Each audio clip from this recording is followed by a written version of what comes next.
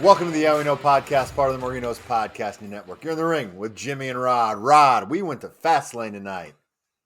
We did. And Jimmy, I must admit that I was nervous about what we may see, and I'll be damned if it wasn't a good time. We were there, 3-hour show, ended about 10:45, top to bottom. Every match was fun. The crowd was into it. Had a little relationship situation behind us for a little bit. That's okay. No problem at all. Let's talk about the things that are most important. Merch stand, Rod. You went down there. How'd that go? Busy? A lot of people. What happened? Well, I mean, the Gainbridge Fieldhouse was packed this evening, right? You and I were discussing how many people we thought were in there. So, I don't know. I'd say there was probably 16, 17,000 in there strong. I'm going to admit I was a little disappointed in Indianapolis's crowd reaction at times, but they did okay. Okay. You were upset that they didn't cheer your girl the entire match. You were upset that they little boos for Charlotte, little cheers for Charlotte.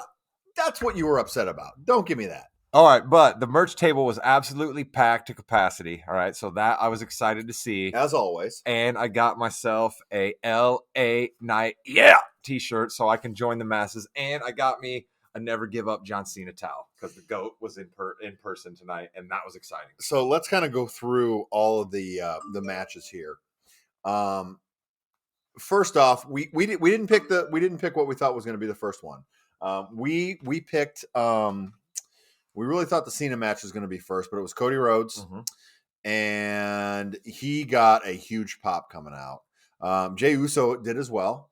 Good win, new tag team champions. I believe you called that on the last show. I did. I thought that we needed to put some gold on Cody Rhodes' waist at some point, right? Yeah. He's the biggest babyface in the company. He's the biggest deal in WWE. They literally advertise when he's going to talk on shows, right? So it was high time we put some gold on him. And I felt that there can be good stories coming out of him and Jay together and then him and Jay pulling apart. And Jey Uso has proved over time he looks pretty damn good holding 2 tag team belts. You know, he really does, and that's kind of cool because now he's got something up on Jimmy now. That's interesting. That's going to be a story for down the line. Really good ending. Crowd was hot. They loved it. And then we went to the second match, which was the 6-man. Yes. And we got our boy Carlito came back. I thought it was a fun match. It was as long as it should have been. Lashley's not too bad of a wrestler as a manager. Carlito coming back was pretty cool. No Apple, though. A little disappointed, no Apple.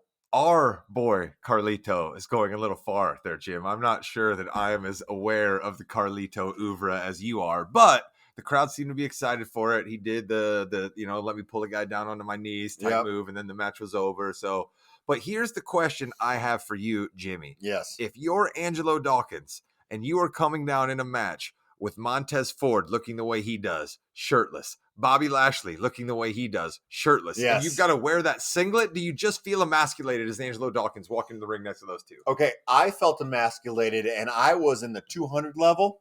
Bobby Lashley was in the ring. That man has not changed. Man is like almost 50.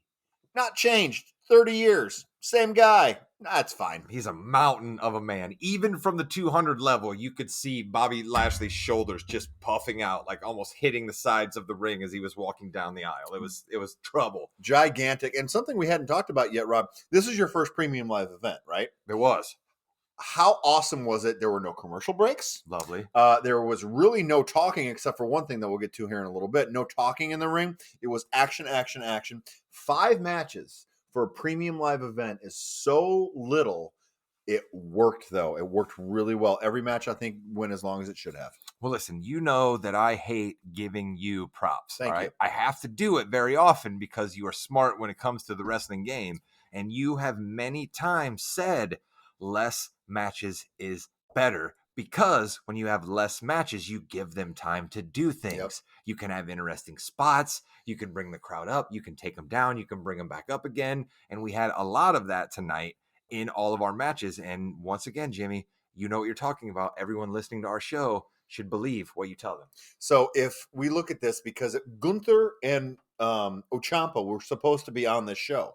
So you put that on this show, first of all, it goes to probably 11:15, and 3 or 4 of the matches, that's 6-man. It gets about 6 minutes. Okay. The women's match, which took some time to build, and got really solid at the end, that would have been taken back a little bit.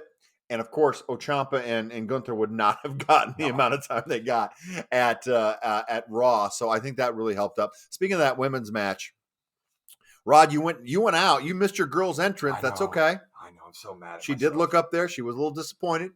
But we had Charlotte come in, and then Asuka got a huge ovation. And Io Sky is a bad guy, folks. She got a lot of big pops, especially at the end when she won. I don't know. I mean, I know this is where you were a little upset at the crowd. Well, this is where I've got to understand that my personal bias here is what made me angry. All right. I'm a Charlotte Flair person. I want good things for Charlotte. So her getting booed by people was making me angry. Literally, there'd be people behind me booing her, and then I would yell, "Let's go, Queen." They would boo her again. And then I would say, "Let's go, Queen." And they would boo her again. And it'd be a whole thing where I was playing with the folks behind us. But you're absolutely right. Io chants were popping off all the time. And anytime she did something in that match, people were cheering. Anytime she'd hit up to the top of the rings, people were anticipating, oh, you'd hear all that stuff happening. So Io Sky's a much bigger deal than I give her credit for, Jim, and I've got to apologize there. Something you also missed before that match, White Tahoe comes down. I don't know if it's a Tahoe, who knows. Our new girl, Jade Cargill. I don't know if that's my traveling outfit that I'd wear, but she's out there, and Triple H in the press conference afterwards said she's ready to go. Of course, he takes a couple shots at AEW, saying this is a lot bigger, a lot more pressure. This is not small league or anything like this. This is big. Listen, it was an okay debut. It was kind of weird. She just kind of walked in the back, and she was there. Didn't even come out or anything. My son Jackson was with us, and he's like, "Oh, Bailey didn't come out with Io Sky. Bailey's going to interfere." And Bailey came out, and Bailey interfered. Solid matchup overall. I know, and Rod, you hated this, and I'm sorry because I knew Asuka comes out with the mist right in Charlotte Flair. I'm like, oh, that's how she's going to be out of the match for about 10 minutes, and she was.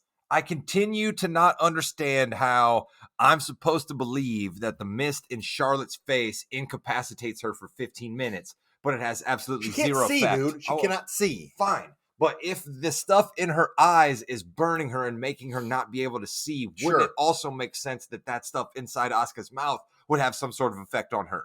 Am I just supposed to believe that all of her nerve endings are dead and she can't feel any of the mist inside? Apparently you don't know about the acidity of the mouth, Rod. I don't. I'm not a scientist, Jimmy. Neither am I. Io Sky gets the win after a moonsault off the top. And here's the question. Let me ask you this, okay? Sure. Forget about Io Sky. She's champion for now, but she's not going to be champion for a long time. Sure. Do you think they made a mistake by having Jade Cargill stay backstage when literally Nia Jax got to come back to the WWE and literally just come out to the ring and lay waste to people? Nia Jax got to lay waste to Rhea Ripley, and Jade Cargill had to stay in the back. Is that a mistake? I was expecting at least some kind of a stare down with her coming out afterwards, maybe looking at that title. We didn't get it. Triple H has had a pretty good record, so we'll stay with Triple H here on this one. Okay. So you think we're going to see her on Raw then, right? Like we're clearly going to see her on Raw. I think she's Raw. I think she's on Raw on Monday night for sure. I think she's on Raw for sure. So she comes down and challenges Asuka. Is that where, or not Asuka, but Io Sky? Is that where we're going to go? No, I think it might be. Do we pair up with the Queen? No, because she'll have to win.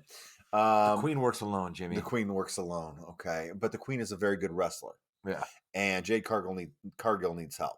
Now, obviously, I think Bailey is a very good person to go with. Trusted hand. Bailey can lose and everything will be fine with that. But Bailey basically does nothing but lose. That's true. So that's kind of her gimmick. I thought Io Sky was going to lose when Bailey threw her in the ring. Yeah, I really did. I was like, oh my, this is how this happens, but it didn't. So we're already to the semi-main event now because this pay-per-view premium live event went quickly. It really did. There wasn't too many low spots. We had John Cena. Other than Carlito. Of course.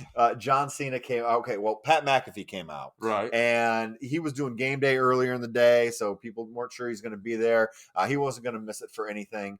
He came out to a thunderous applause because we did not expect him to be there. Thought he might have come out at the beginning, but no, he came out and really wanted Indy to get a WrestleMania.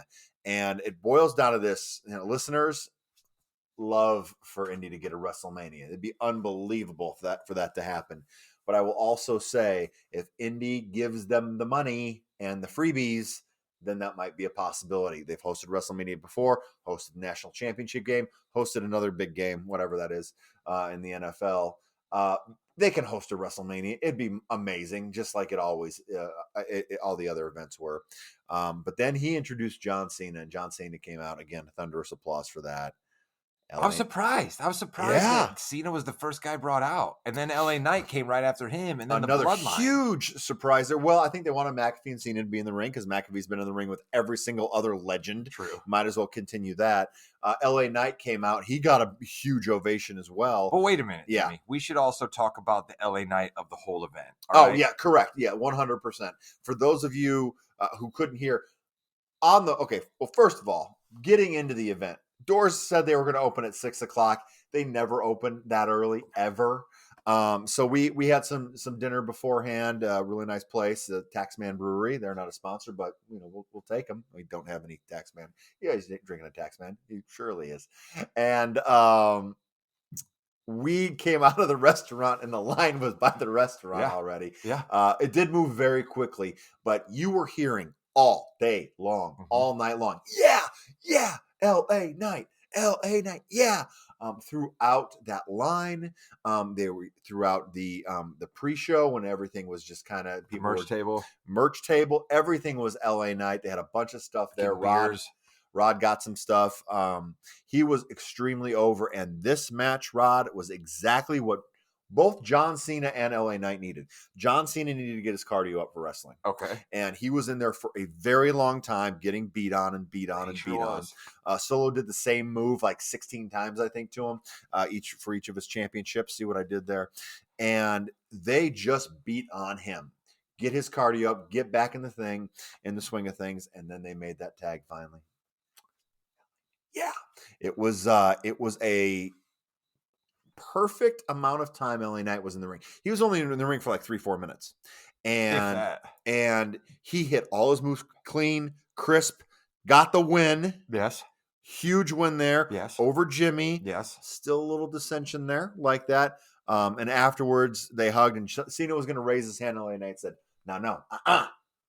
He raised John Cena's hand. Now, let me pour a little bit of water on the LA Knight experience of it all here, Jim. Okay. Thank you for that. Is it possible that we only had LA Knight in the ring for 3 minutes because he's not actually that great of a wrestler? That's what I've been asking myself recently in a couple of his matches. Now, I don't know if what you're telling me is they're just building him slow and they're trying to hold him off of doing things, or if he's just maybe not that great of a tactician in the ring.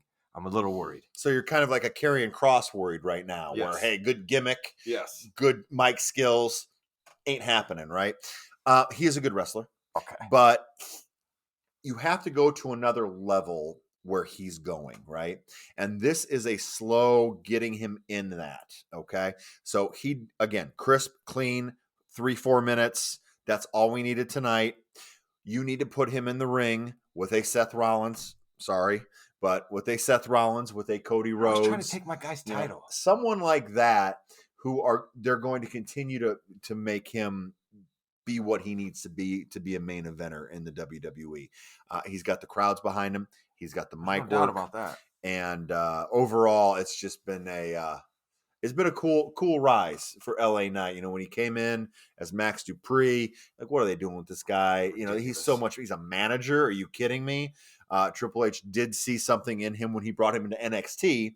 And of course, then he saw something else when he brought him into WWE as LA Knight. Yeah.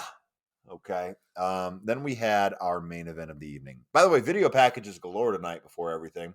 So they still got commercials during Peacock. Yeah, right? So So that's fine. But it was nice for people like my kids, Izzy and Jackson, were with us. My sister doesn't watch everything. But it was nice to kind of see that recap of that for them. I didn't really pay attention because I've seen it, but it's so wonderful for them to tell us how the LWO was formed. None of us had any idea how that happened. I was like, are they going to go all the way back to when the Usos first came in WWE? I mean, can we just, the Polynesian gimmick? But we had Shinsuke Nakamura come out, People loved his entrance. They always do, always will. In all white because he's a bad guy. So that was nice. Seth Rollins, your boy, dude. What coat was that, man? It's like it was kind of like a Joseph and the Amazing Technicolor Dreamcoat kind of deal, like a coat Kind of of many was. colors. Yeah. But then it was also like real puffy, like the way he likes to do. Listen, I love a lot about Seth Rollins, but I don't know that I want to go to bat for his fashion sense very often. All right, I think a lot of his choices are a little left to be desired. Well, right? I'm more of a fashion guy, Yes. if you will. So Yes. I can appreciate what he wears. This was a hard hitting match. Nakamura brought it. Fans were really into it. 2 words, none chucks. I mean, Never seen those before. he showed a little bit of stuff there, didn't he? You He notice did. Rollins didn't pick those up. But Jimmy, are we going to talk about the elephant in the room about this last standing match? Are we going to talk about it? Yeah, we could talk about it. All Go right. ahead. Because listen, I'm here live in the building. All right. And I will admit that, of course, I was in the tank for Seth Rollins. No Okay? question. No question. But referee Mike Chioda, or whatever his name was, the guy that was the ref for this match. The Dave or Earl Hebner, which one? There you go. One of the Hebners. One of the Right? Hebners. Tim White. Actually, I'm not sure it's Tim White. He killed himself probably. Or wasn't that a gimmick? Wasn't that Tim White's gimmick where he tried to commit suicide all the time on the WWE.com things? I think so. So this is typically where in the non-video podcast version, I'd look something up like he died of we'll figure that out here. He didn't actually commit suicide. It was just a thing of WWE. Anyway, all I'm trying to get to here was the ref was counting way too slow. All right. It was way too slow. I know that the crowd is always going to go faster than the ref. Okay. But the ref was really just too slow. Like you could literally count 2 to 3 beats between this ref's counts, right? He would give us a 1. And then you could hear the crowd almost say 2 and 3 before then this ref would put a 2 up. So numerous times during the match, when Seth would be down, I was incredibly pissed about this ref's count being slow. But then when Seth was having some trouble get up, I would then yell at the referee and be like, hey, whoa, wait a minute. Don't you think you're going a little fast here? So I'll admit that I'm not being consistent, but you have to admit his count was definitely not consistent. Of course it's not consistent. Not real. By the way, Tim White did die of health issues, so it was not anything self-inflicted there. But yeah, of course it's inconsistent because it's a story and it's not, real. So you're saying, yeah, we know. Is that what you're saying, Jimmy? Yeah, we know. But that was hilarious because you were going back and forth. He's counting too fast. You're counting just right, sir. You're doing a good job counting there, but he did seem to be counting a little faster for Seth Rollins, mostly because he could move a little bit better. Now, typically, I don't like when the matches go into the crowd, and because a lot of stuff can happen. Can't see it. We couldn't see it. We couldn't see anything from a live perspective. Big screen up there, so we were okay on that. But we paid our money for our tickets there. But it's okay. That's the only thing they did, and that's kind of what a last man standing is. But going into the crowd, there were a couple high spots. The table spot was nice. Mm-hmm. That was a really good move there. But at the end, the ending was kind of fell a little flat, I think, because I don't think people thought that was going to be the ending. You're an expert, and you looked over at me and said, oh, that's the end. Yeah, I was like, oh, okay. Because all the moves that led up to it, but just not the execution at the end because he got up. Yeah. I thought, and just stumbled. We saw Pedigree, right? We Yeah. saw Pedigree up on like the little ledge they were at where they climbed up a little bit, right? Then we saw Stomp. He couldn't do the stomp very well because No. it was such, it was like, we're talking about a 2 foot wide base here, by about 6 feet. So then he hit Shin with the Stomp, and I know you love it when I call him Shin. So then both of them are and laying the guy there. behind us, right over there, call him Shin all the time. They're laying there on the ledge, right? We get like a 9 count for both of them. They get back up. We're brawling a little bit more. And the next thing we know, Seth Rollins is banging a Falcon Arrow off of somewhere, and he bumps Shin through a couple of tables, and I did Shin again there. Yeah, I'm you sorry. did. No, you did. I'm drinking a beer here. I'm drinking a Taxman beer. Shout out to those guys. But Yeah. I thought the spot at the end was cool, but like it didn't have that feel of so many times when you watch a WWE match, you're like, we're getting here. We're getting to the end, right? And it didn't really have that feel. And then all of a sudden it was over, right? Like Shinsuke was trying to get up, couldn't get up, and then that was the end of it. And you don't see that in the last man standing match because you've commented before, most of what we see is the Brock Lesnar Roman Reigns issue where you just throw a bunch of crap on somebody and that's how you keep them down. So that ended, and Rollins was in the crowd. Everyone was singing his music. They kept singing, though. Lights didn't go on or off, anything like that. Rod, were you at all nervous, or because Rhea Ripley told Damian Priest he's not coming out, she took the briefcase from him, were you nervous? I was, of course, nervous because you have taught me over the years that whenever the WWE tells you something's not going to happen, it is going to happen. So the fact that they had Michael Cole point out the briefcase on SmackDown on Friday, and then Rhea says, no, you're not going down, I totally thought it was happening. But since it didn't, Jimmy, let me ask you this, okay? Sure. What does it say about our Money in the Bank holder that he was literally told what to do by a female wrestler? Now, listen, again, I'm not being a misogynist here. I'm just saying that we are in uncharted waters for the WWE. This is the first ever female to lead a faction and basically be enough of a badass that she can boss men around. What are we supposed to think of the Money in the Bank winner being bossed around? Well, it's also by someone who is very strategic. Although the strategy didn't work in their match earlier, but very strategic in saying that you're not fully ready to do this. And even if Seth Rollins is hurt, your knee is toast, which I love how they played that in. He hurt his knee in the match, and then she hit him in the knee, and then she said, you can't do this because of the match. So I think we're okay on that. I don't think that should be that big of a deal. And you should be really happy because your boy's still the champ. I'd have been it would have been sad guy, dejected Rod meme if he would have cashed in and took my boy's belt at the end. So overall, excited to be at my first ever premium live event. Shout out to Indianapolis. Shout out to Pat McAfee, the GOAT John Cena, everybody for coming and giving a show for the people of the Hoosier State. I enjoyed it. Hopefully, everyone that watched it on Peacock enjoyed it as much as Jimmy and I did being in the building. And that, we've got 1 day left in the WWE season. Monday Night Raw is your season finale. SmackDown is your season opener, season premiere. Triple H is going to come out, talk some stuff. We got a big NXT, which I think everyone that's not in NXT will be there, including The Undertaker. I think I'm going to have to watch NXT on Tuesday night, Jimmy. I haven't seen the Taker in a while, right? Since he showed up on, the Raw, and he did the In the Ring with Bray Wyatt, RIP, right? Yep. Wasn't that the last time we saw Undertaker? I think so. So it's been a while. So are we going to get the whole gimmick? Or are we just going to get the dead man, no, don't tread on me, shirt type thing? I want him to come back as the American Badass. That's what we saw him as last time. Could come back as American Badass again. Who knows what's going to happen, but that's why we watch. I guess that small little NXT arena, though, might be tough to get the motorcycle in there.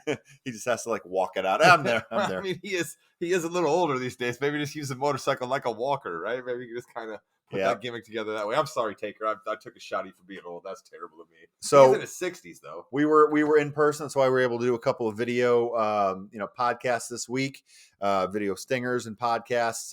We are going to still do our regular scheduled, we know podcasts this week as well. We've got Balls and Brew coming up. Hopefully Williams has a little bit better week than he did last week. I know the Bears had a better week this week, and we'll be talking about that because Go Fields, number 1 in TDs in the NFL. Jimmy, do you feel that you should stay away from every episode of Balls and Brew moving forward because you not being there got your Bears a victory? Subtle hints are Rod's specialty. And with that, you've been listening to the Yeah We Know podcast. You're in the ring with Jimmy and Rod. Pew, pew, pew. Goodbye, net. Yeah.